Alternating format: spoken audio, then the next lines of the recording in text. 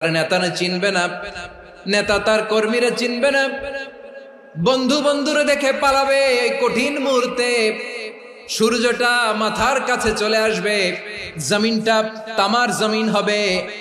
আজকের জমিনের মতো নয়। মানুষ ঘর্মাক্ত, ক্লান্ত, শ্রান্ত মাথার মগজগুলো কানের ছিদ্র আর নাকের ছিদ্র দিয়ে বেয়ে বেয়ে পড়বে। বিশ্বনবী ফরমান, কিয়ামতের ওই কঠিন ময়দানে 7 শ্রেণীর ব্যক্তিকে রব্বুল আলামিন তার আরশের নিচে ছায়া দিবেন। তার মধ্যে প্রথম শ্রেণীর ব্যক্তি হলো ইমামুন আদিল, যে ইনসাফের সাথে বিচার করে, যে জাস্টিস সমাজে সার্ভ করে, যে সুশাসন নিশ্চিত করে, ওই ইমামুন আদিল। আদিল শব্দটা বুঝছেন না? ইন্নাল্লাহা ইয়া'মুরু বিল আদল। পাইছেন? আদিল।